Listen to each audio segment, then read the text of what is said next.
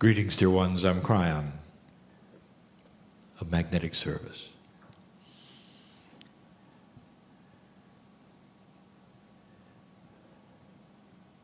I want to extend the message of last night. It may appear different, but it is the same subject. But even before I start giving any kind of information, I want to identify the channel. It's really not an informational channel. There are times when great things are proposed that you haven't known. They're great because they reflect what the human can do. We talk about systems that maybe you didn't know and things that are happening to you that maybe you didn't know. And other times we just want to sit at your feet and talk to you. And that's all of you. There's great awareness of who listens. There is this multidimensional, timeless thing we talk about over and over that says we know the listener. When you have to suspend the linearity of time and know that Spirit knows the potential of who's going to listen. And then since these things are recorded, you have the specter of being in two places at the same time. You see, I'm talking to the listener no matter when they're listening. And to them, it's now. And yet to you, it's now. And let me ask you, whose now is correct? And the answer is all of you. There are these kinds of things that we look at, especially in energy. There's been lots of questions and answers this day of my partner, of me, for I am with my partner. He started to tell a story and never did of what happened to him 5 years ago. It actually wasn't 5. My partner's more like 8. When he stopped compartmentalizing Kryon.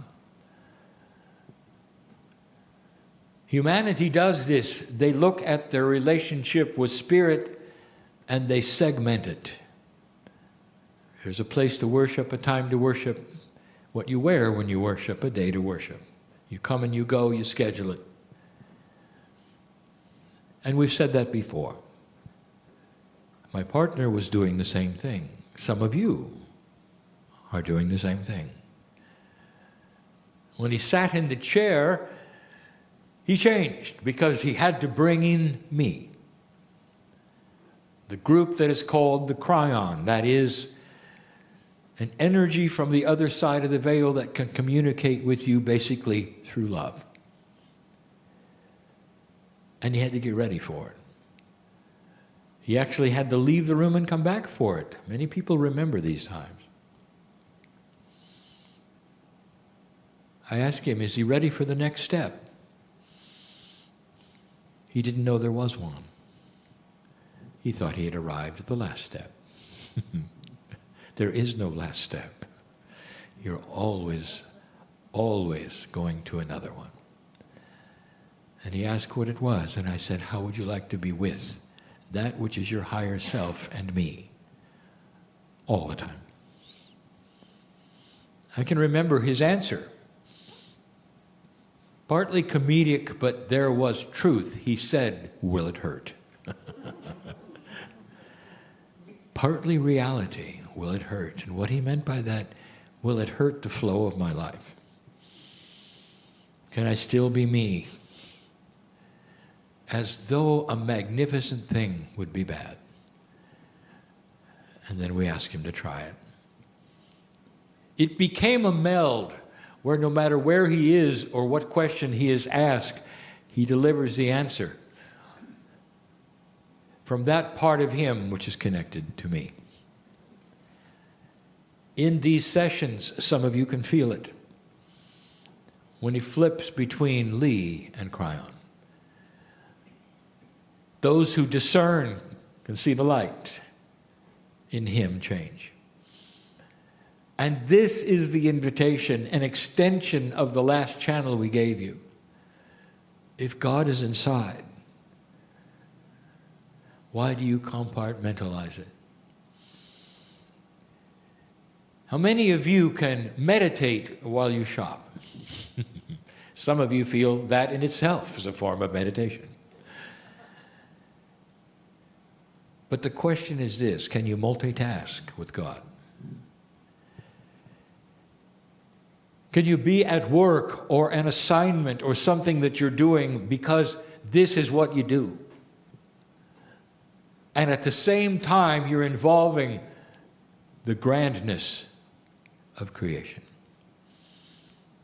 Do you separate them to the extent that one does not belong to the other, and then when you're done, then you can have a nice meditation? Have you mastered the art of being awake and meditating and being connected to Spirit even when you drive, so that it's not dangerous? Did you know that was possible? Some of you know more than it's possible you do it. You don't have to leave your body. You don't have to be someplace that is what they would call non-concentration. That you can multitask. Even accountants be crunching their numbers and at the same time be aware of their divinity. Because it can be 24/7, all the time. Humans have not been built for this.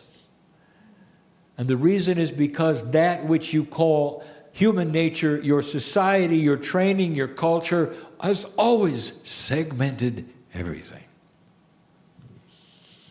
A time to eat, time to play, time to work. Time to worship.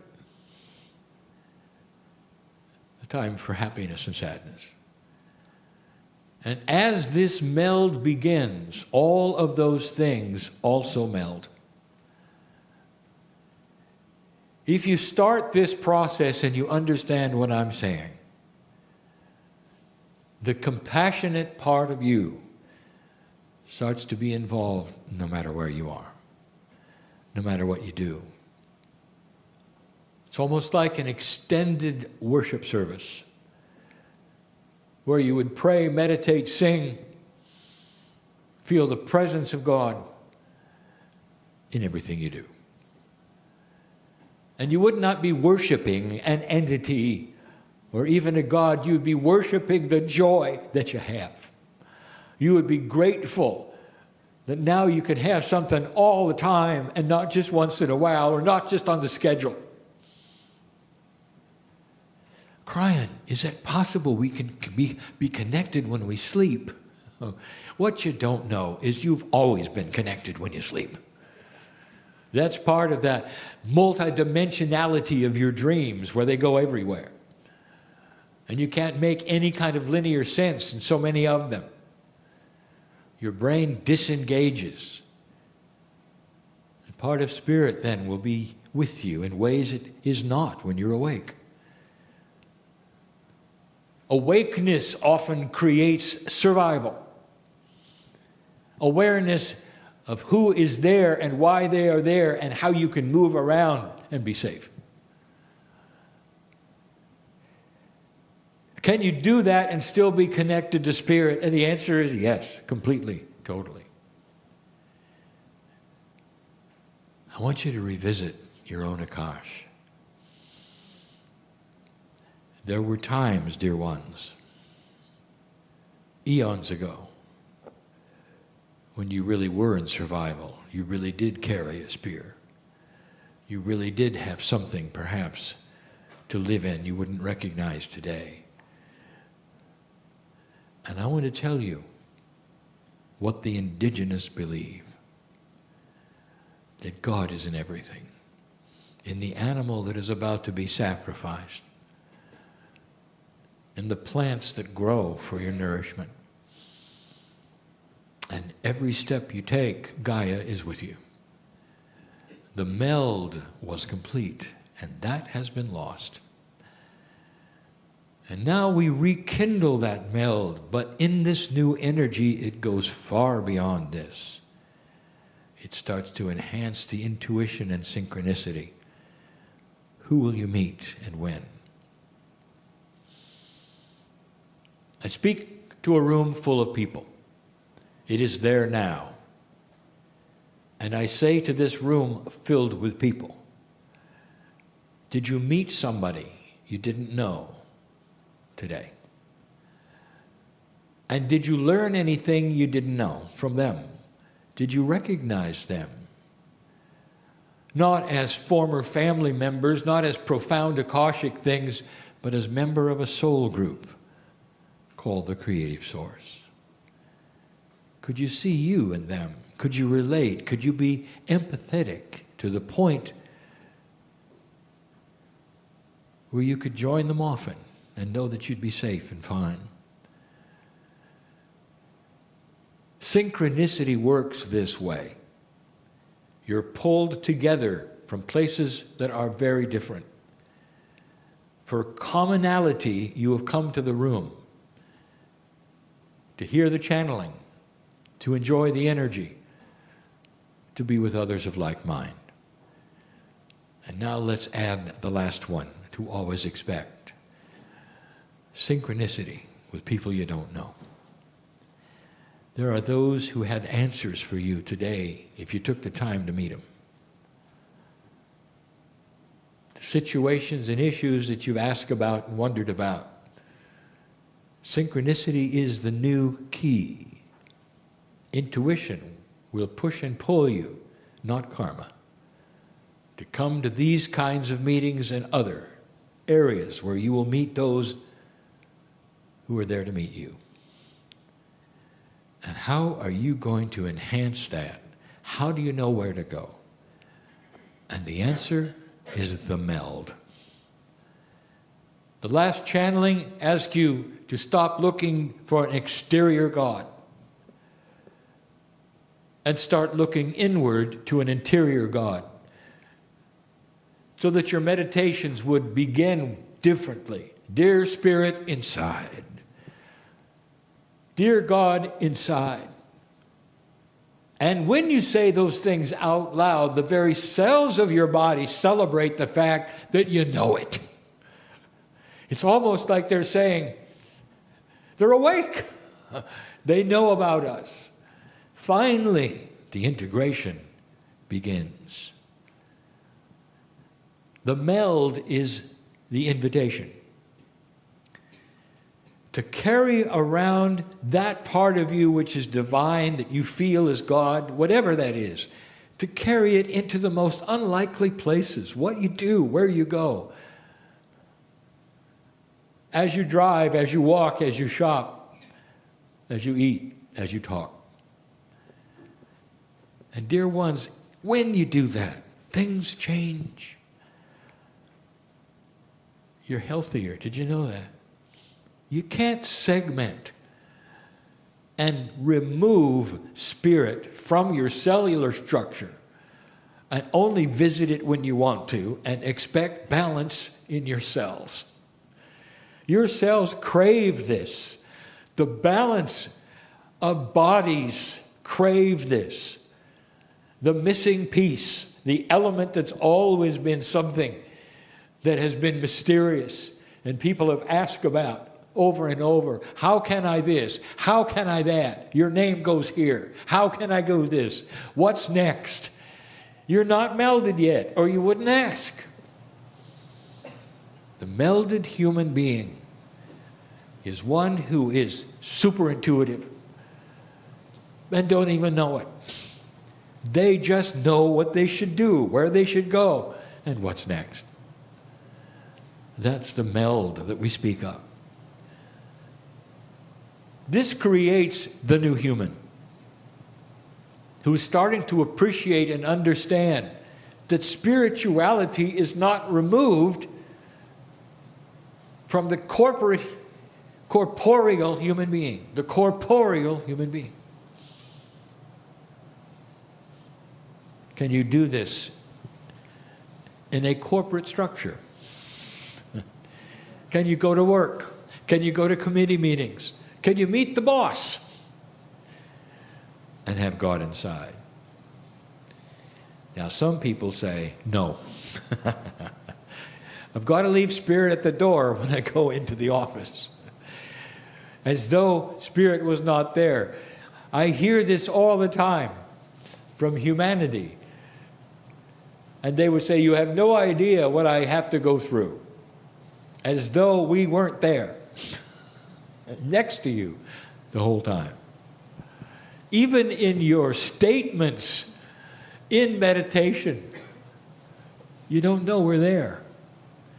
You've isolated and compartmentalized yourself so much that you have to try to explain to Spirit in your meditations what you need, as though we were never there. The one who melds, don't get this wrong, the one who melds may find themselves meditating less because they have changed the nomenclature of meditation. 24/7 meditation. Always connected, no matter what you're doing. Always meditating because you have God inside. Always thinking like a meditator because you have God inside. No more isolation. No more scheduling a meeting with God in a place where you know God is. Instead, you know where God is inside you. 24-hour meditation with your eyes open, going to work. Is this really possible? Now, those who are meditation specialists are a little nervous with this message. Because the old paradigm says there must be a dedicated concentration in order to achieve a certain state of esotericness. And I would like to tell you something. They're right in an older energy. They're right in an older energy.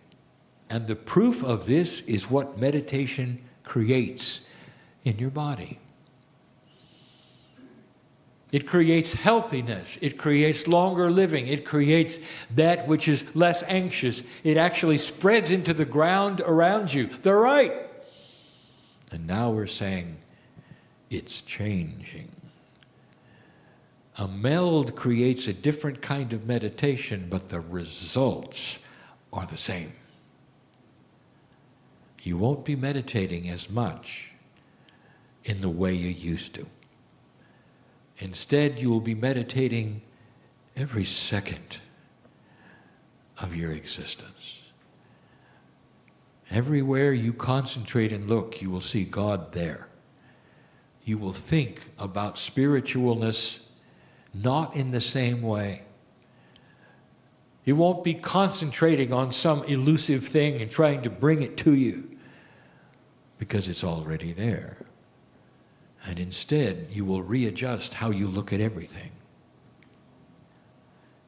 How you look at a tree or chair or wood. How it's connected in some way to you. You will look at your own soul differently. You will start to understand you're eternal. That even after that part, which others call your passing, you're still here. Because you will be biological and you'll continue the journey you have before, you will again. You start to see your own life differently. The fears that were drummed into you will start to leave. You'll understand that you can have empathy for the planet, but it doesn't have to control your emotions. You can see injustice, and it doesn't have to make you sob and cry and not sleep. Instead, you can see that, and you can send energy to that part of it that needs energy because of the God inside. You're meditating. You don't have to become part of the problem to work with the problem. You have to be in that mode that says all things that are happening are here and happening, and what I am is the catalyst to compassion around them. I can put them in a bubble of love, and the result will be that others will feel it. And that eventually those things will morph and change. And then when you have enough doing it together, what a difference. It's all changing. Who am I really speaking to here? The old soul. The one who would want to meditate at all. Who recognizes the power of it, the appropriateness of it, the majesty of it. And the message is clear. God inside. The meld is here. Change the very definition of meditation. Because now it is really getting powerful. Because you are the source. Instead of visiting it, concentrating on it, and using it, you become it. That's power. It's all part of this message that we gave last night. Getting rid of the exterior and bringing it inside. The message is about energy. Who are you really? Lastly, who are you really? Old soul, the very thing that would bring you to the room. Meditator, listen, the very thing that would bring you to meditate is God inside. Who are you? An old soul on the planet will say, well, I've been here a very, very long time. I've lived a lot of lives. Let's go beyond that. Who are you? Let's talk to the one who's listening right now, who's a first-timer, who is not an old soul. Who are you? Let me take you on a trip. At a level that is beyond the soul. When you join other souls and you're not here, you become part of an amalgamated energy, a soul group that has no singularity or identity that is linear.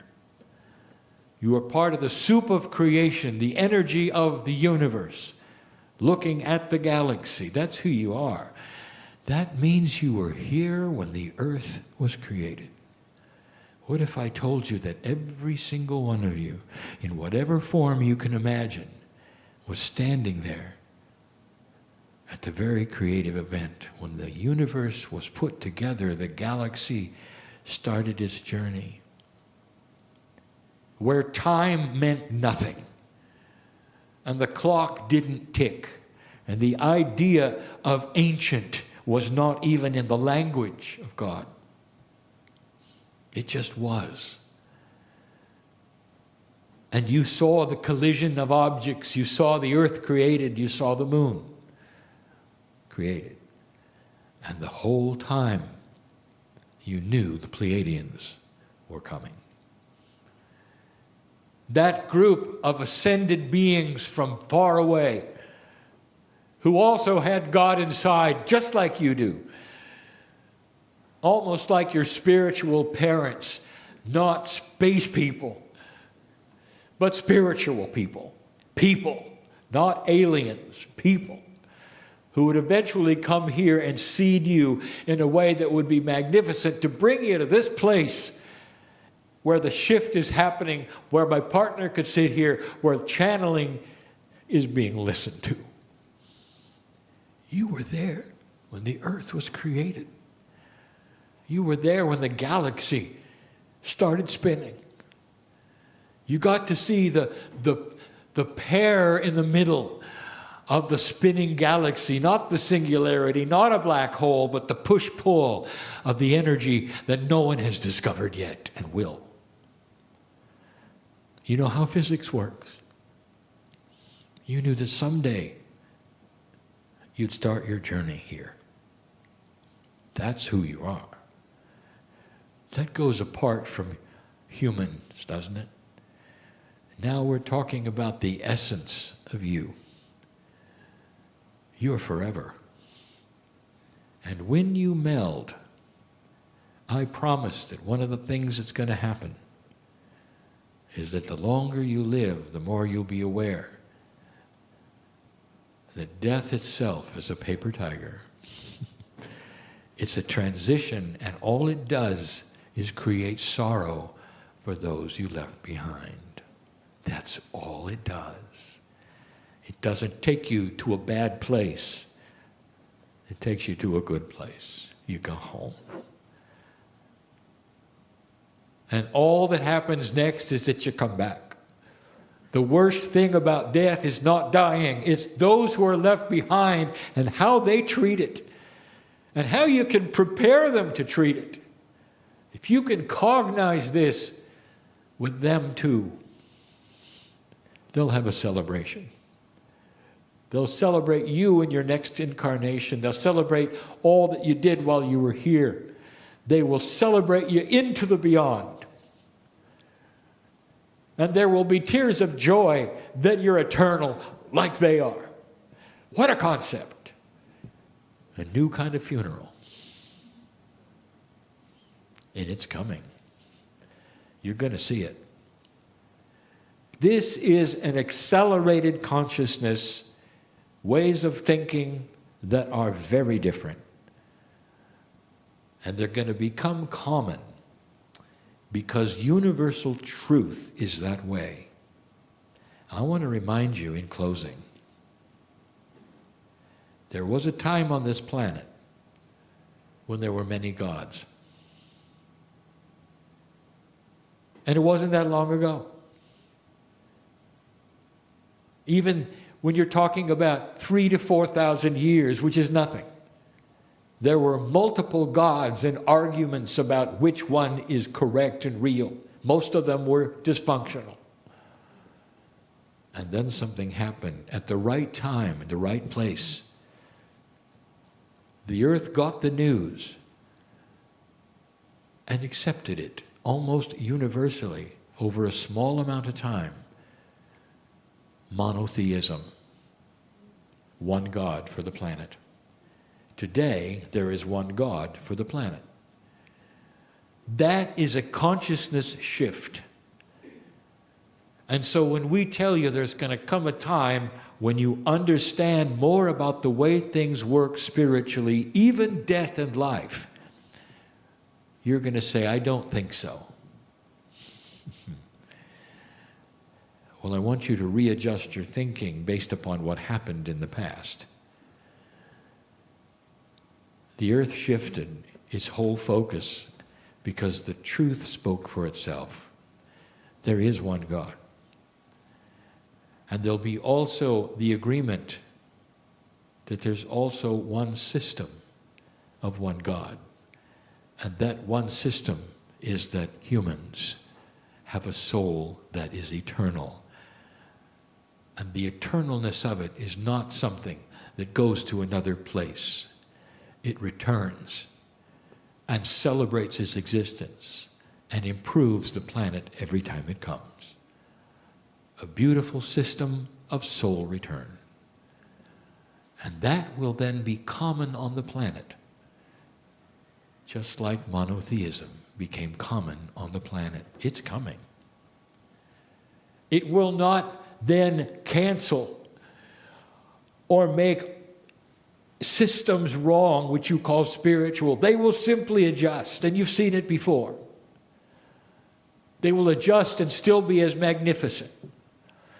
Not everyone will then have to change their spirituality. It simply will be a new truth that finds itself in its appropriate way into the systems you call organized religion. Things will get better because of this. You're so singular. So many of you listening now still believe that there's come a time when the earth is going to be a utopia, and all spirituality will be seen as the same, and there will be no dissension. You will have free choice forever. And the free choice will create a variety of opinion. But today, if you ask somebody about monotheism, you'll say, of course, there's one God. The dissension is how to worship the one God. That will then go away. And the realization that the oneness is for everyone, and there is no right or wrong, there's just love. That will morph into something else, which will morph into something else, if you connect and meld. Dear ones, in closing I will say this: you are at the cusp of new paradigm shift that is spiritual. And that part of what old souls know will work is this meld that I'm talking about. Creating something that is within you all the time, 24/7. Awake in the morning and celebrate your existence as you put your feet on the floor. When you go to sleep at night, before you swing your feet onto the bed, celebrate the fact that God is inside and you're never alone.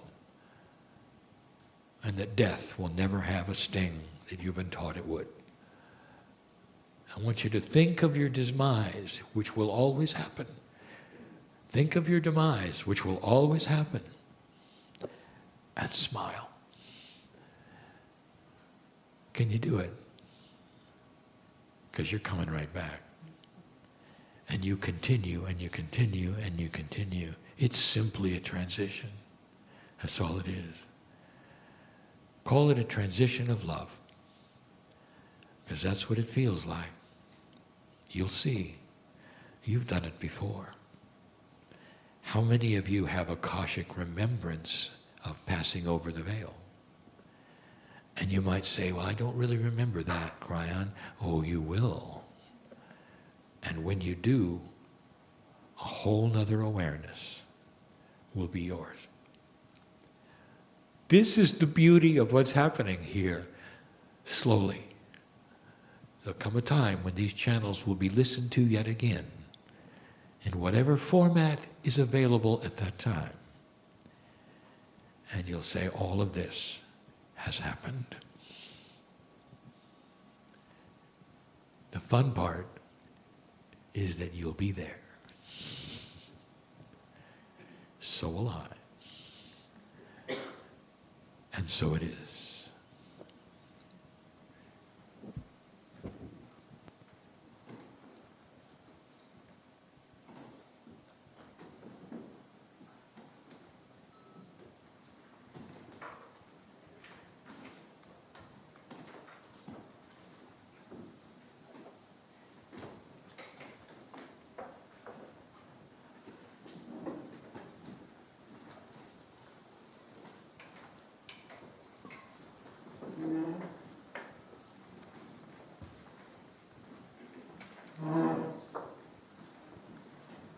Yeah.